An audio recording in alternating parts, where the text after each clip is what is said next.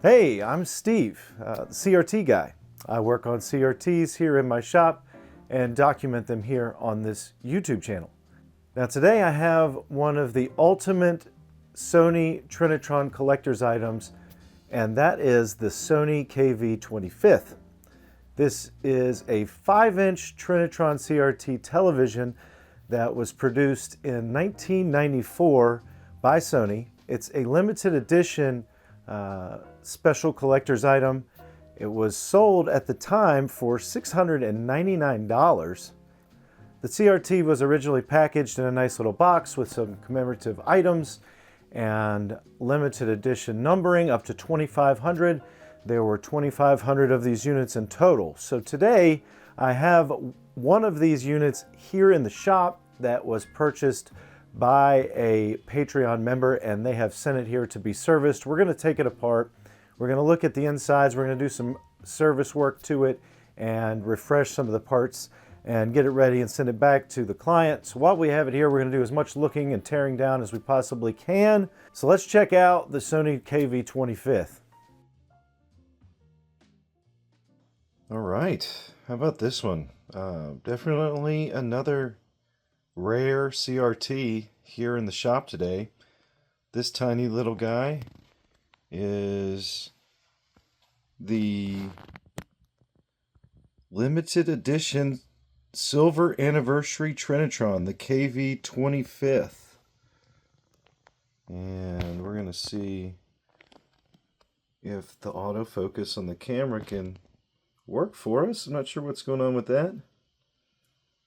But we're going to check out this awesome little TV as close as we can. We're going to look around it a little bit, and we're going to test it out here in a second after we take a look at the outside. This is the first of this particular television to be in my shop, so I'm quite excited to see it. As you can tell, we've got this very cool chrome handle.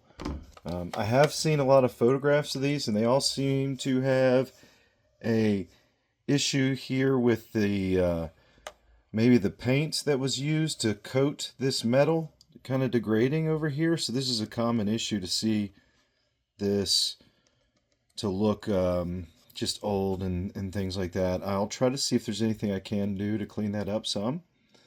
On top here we do have buttons for menu, TV, video switching, volume up and down, channel up and down, and power.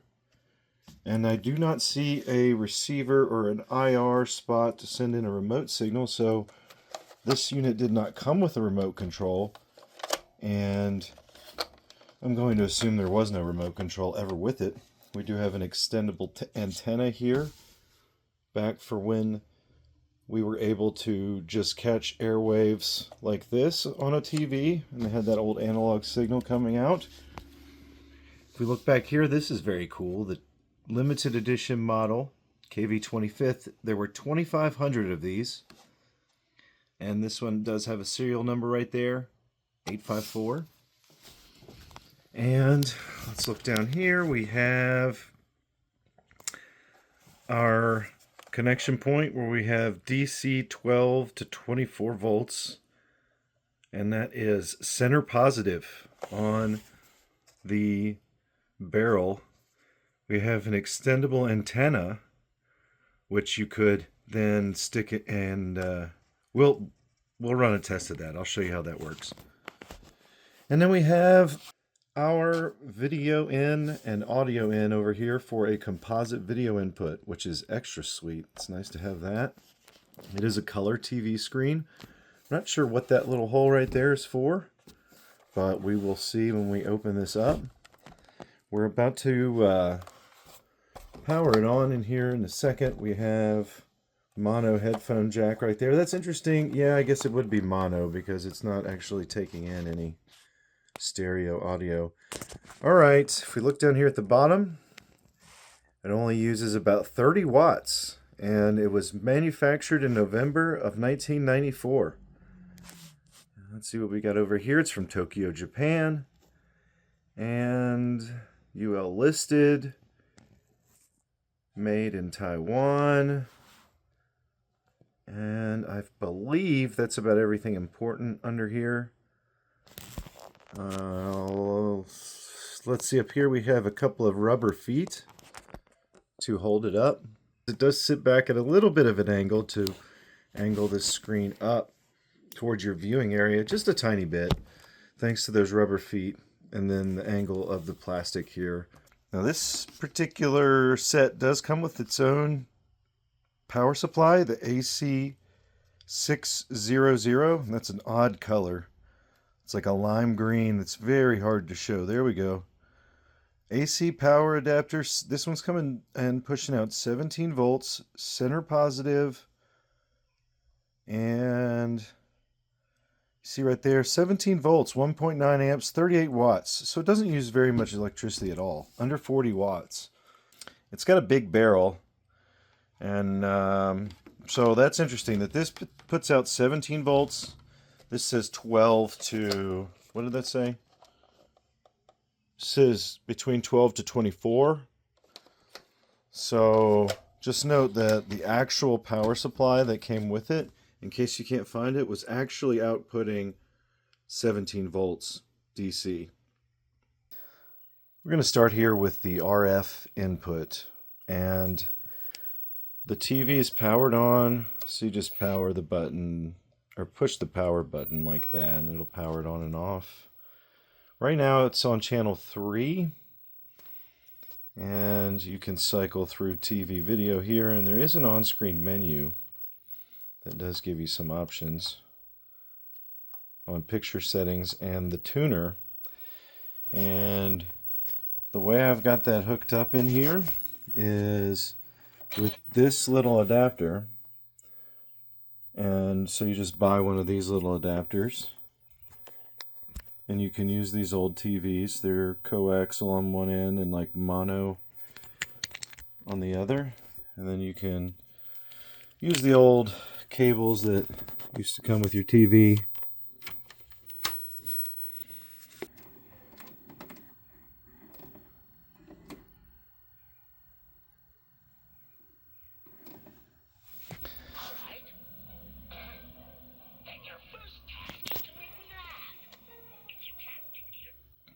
Well, it works good. Got some vintage Dragon Ball here. And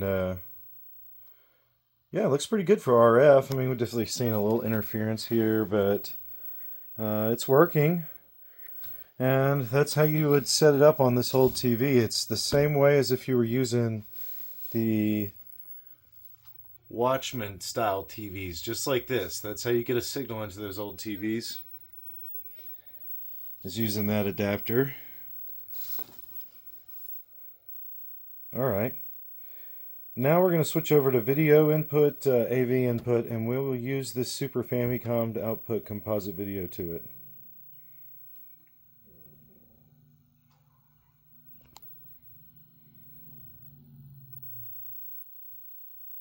Oh, there's some RF grain right there. That looks good.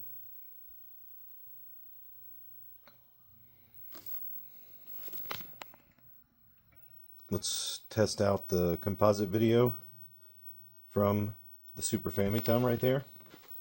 Should be able to just press the button right there. Yes, right into... Wow, there's a lot of blue on that screen. Looks like the blue is way hot on the colors. You can see a little hooking right there as we go and cycle through that, and that's something.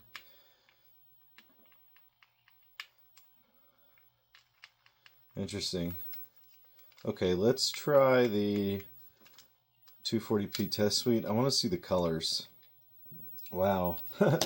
First off, check out the hooking up here. Hopefully we can improve a lot of this stuff. I don't know. We'll have to see what's going on with the yoke and the deflection settings.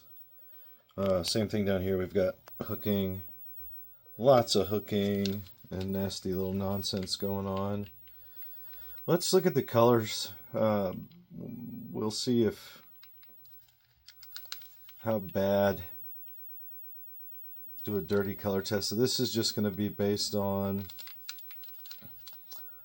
the coloring here on the tube. Let's see. Oh yeah, you can tell right there. See, the blue looks really hot. Actually, our red's even hotter. What we need to do here is pretty much bring our green up. So the green needs to be increased up to the same levels as the blue, and the red even could come down and touch, and that would give us a better looking screen. I mean, if you don't have all the high-end equipment like color probes, this is the best screen to try to use right here to, in my opinion, on the 240p test suite, this is the best screen to try to get the colors balanced and check them out really quickly. And I know the screen is scrolling due to the video frequencies, but hopefully you could still see that there's a big difference right there where the green is just super low. And that affects our white balance because we have too much blue and too much red on the screen. Well, thankfully, when you're actually just looking at it and using it, it's not as bad. The deflection's pretty good in the center, like 3/4 of the screen, but the edges are very bad. So servicing the Sony KV-25th is definitely not for the faint of heart. These TVs are very fragile. First off, the plastic at this point is well over 20 years old, into the 30-year range, and this plastic can break down over time and fuse together in parts and stick, and then you can bend a little bit and have something snap. So I don't even recommend you opening this TV unless you absolutely have to. Your TV's not working and you know what you're doing. And if you do decide to open it, please remember to do some things like document everything. Document where all the screws came from, which screws came in which place, and which were removed from which spots. And obviously, do take a lot of photographs, and that's what I normally do. So I'm going to post a lot of photographs as I talk you through this process. So you open up the shell, remove the back, but before you even do that, you should remove the antenna, and you can unscrew it at the screw point at the top of the antenna here, and you remove that antenna, and then you can remove the back shell, and then you can get an inside look here of this crazy CRT. Again, it is a 5-inch tube. There's a tiny yoke inside here, lots of boards inside, and I was easily able to service a few of these boards, such as the neck board or the CRT socket board, which plugs in to the back of the CRT itself. That board was able to be removed and serviced. And then the same thing with this adjustment board over here on the side. That was able to be removed quite easily, and then I was able to service that and then replace it. Now, one thing you do have to be mindful of, there's a speaker on here for mono audio. That speaker connection is over on this adjustment board, and there's a connection cable there, and if that connection cable gets pinched or moved, it can break the solder point on this board, and then you can lose your audio playback, or you'll lose sound on your TV if this happens. Now, unfortunately, I was not able to access the bottom board on this TV, and that was due to some negligence on a past service work that had been done to this TV at some point. The bottom plate of the plastic shell was fused to the bezel. And what I'm thinking happened here is someone opened this at some point during their ownership or their lifetime, and they got inside and started making some adjustments, and they couldn't accurately get the TV to stay back together because it does come apart in pieces, and they managed to glue the bezel to the base plate, and I could never get this dislodged, not safely. And so that board was pretty much inaccessible. Thankfully, I was able to visibly check everything and didn't appear to have any issues, but I was not able to get to that board without breaking the bezel, and that was just something I was not willing to risk on this repair job. Now, what led me to believe that it was super glue that was used is if I looked closer at the deflection yoke and the convergence rings, I noticed that some of them appeared to have been moved around and then secured with a clear adhesive, which in my mind tells me that it was most likely done at the same point someone moved all the insides around. They opened it up, they probably got the shell all taken apart and then tried to put it back together, had some difficulties doing that, so they used some super glue and securing the base to the bezel, and then they went in and made some adjustments to the yoke, and they didn't know that they shouldn't use super glue on the yoke, and they did that, so I was not able to make any adjustments to those yoke rings, So this is a long explanation of what actually happened on the inside. So all in all, it's a very difficult restoration and repair project to even be thinking about, and definitely not something you should even try to do unless you're highly skilled. All right, everybody, the first thing I'm going to try to do is adjust some of the colors on this screen. What you can see just by looking at this is that our blue and our green are obviously lower than our red. So the idea here is maybe to turn down the red just a touch till it either lines up with this green and blue, or you can increase green and blue to try to match it with the red. And this is kind of a good dirty way to do a color balancing if you don't have a color probe, or you're working on a very small CRT like this and you just want to try to get the color good and you got good eyesight. You're not going to be perfect, but you can do it this way generally.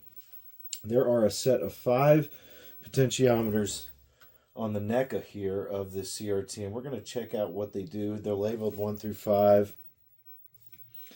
So just see what each one. That's blue. We'll increase the blue a little bit. That's green. See? See how we've kind of pushed everything up to where it's even. I still think the red's too hot. So the red's actually tuned all the way down. So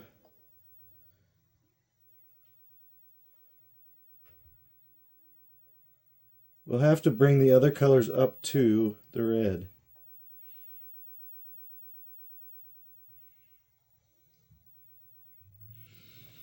And that will give us much more of a balanced color look. Okay, inside here are some potentiometers. There's a couple right there that are green, lime green. You see there's one right there. There's a total of 4, and then the yoke connector is hiding another one right there. You see it? It's blurry. I'll try to focus in on it right there. That's our adjustment potentiometers for our deflection. And then over on this board is the horizontal center or phase potentiometer. It's one of the blues right there. You also have a comb filter adjustment, I think, and then you have sub brightness and sub contrast over there, which I did adjust off camera. And everything's been set up now. And what I'm going to do, I'm going to use those potentiometers and make some adjustments to our geometry. We'll just see kind of what those look like.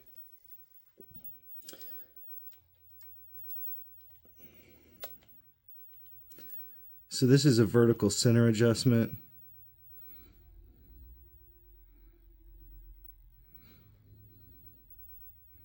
That looks pretty good.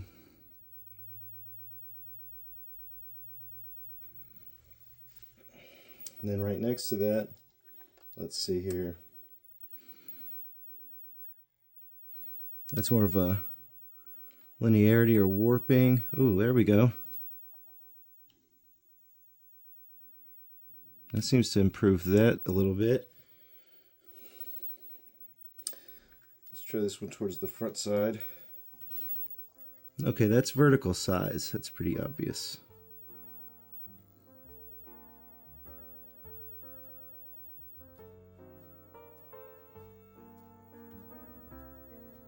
Okay. And then our final one.